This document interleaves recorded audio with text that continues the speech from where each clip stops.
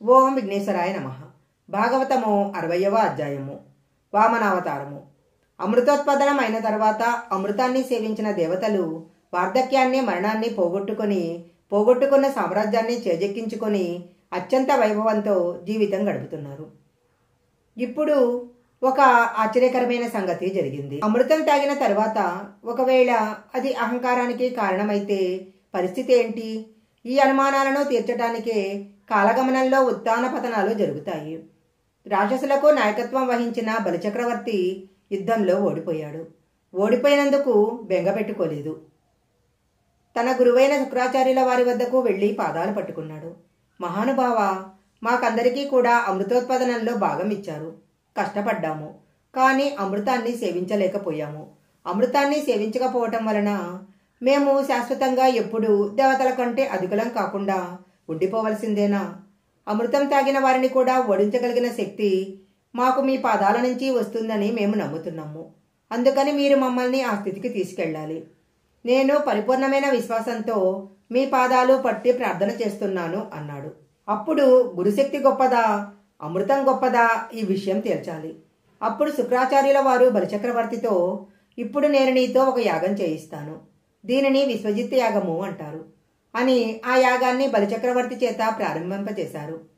యాగానికి ఫలితము విష్ణువే ఇవ్వాలి. విశ్వజిత్ యాగము నడుస్తుంది.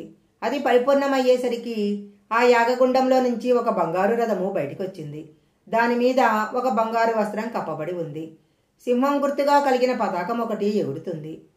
అద్వితీయమైన అక్షయ తురునీరాల జంట వచ్చింది. ఒక గొప్ప ధనస్సు వచ్చింది. శుక్రాచార్యుల వారి అనుమతి మేరకు బలిచక్రవర్తి వీటన్నిటినీ స్వీకరించాడు. బలిచక్రవర్తి తాతగారు ప్రహ్లాదుడు, ప్రహ్లాదుని కుమారుడు విరోచనుడు, విరోచనుని కుమారుడే ఈ బలిచక్రవర్తి.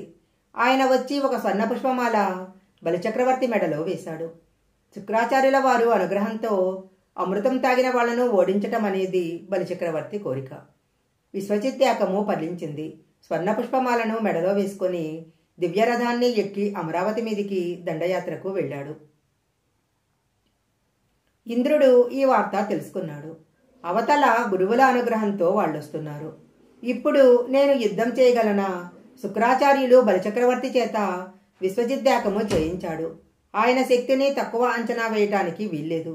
ఇప్పుడు తన సలహా నిమిత్తము గురువుగారి దగ్గరికి వెళ్ళాలి అనుకుని ఇంద్రుడు దేవతలతో కలిసి గురువుగారైన బృహస్పతి వద్దకు వెళ్ళాడు. అప్పుడు దేవతలను ఉద్దేశించి ఆయన ఇలా అన్నారు. ఈవేళ బలిచక్రవర్తికి శుక్రాచార్యుల వారి అనుగ్రహము పరిపూర్ణంగా ఉంది.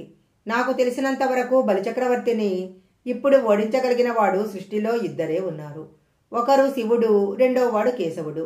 ఈ ఇద్దరే ఓడించాలి తప్ప ఇంకెవరూ బలిచక్రవర్తిని ఓడించలేరు. అందువలన మనము ఆయననే ప్రార్థన చేద్దాము అని అందరూ శ్రీ మహావిష్ణువుని ప్రార్థన చేశారు. అప్పుడు శ్రీమన్నారాయణుడు ప్రత్యక్షమై ఒక మాట చెప్పారు. బృహస్పతి చెప్పినది యథార్థము.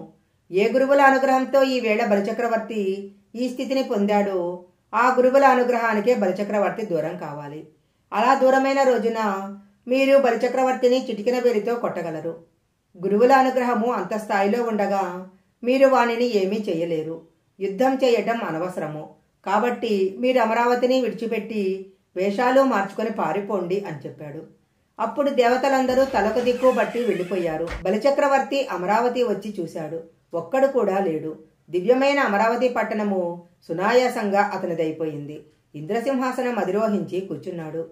ఇక నుంచి యజ్ఞయాగాది క్రతువులు ఏం చేసినా హవిస్సులు తనకే ఇవ్వమని ఆజ్ఞాపించాడు. అప్పటినుంచి మళ్లీ అహంకారం ప్రారంభమవుతుంది. బలిచక్రవర్తి వైభవము కొనసాగుతుంది. ఆయన దానధర్మాలకు పెట్టింది పేరు. అలాంటి బలిచక్రవర్తి రాజ్యం చేస్తున్నాడు. ముల్లోకాలను పాలన చేస్తున్నాడు. ఆయన రావణాసురుని వంటి ఆగడాలను చేసినవాడు కాదు, మహాభక్తుడు. ఇలాంటి సమయంలో ఒక చిత్రమైన సంఘటన జరిగింది.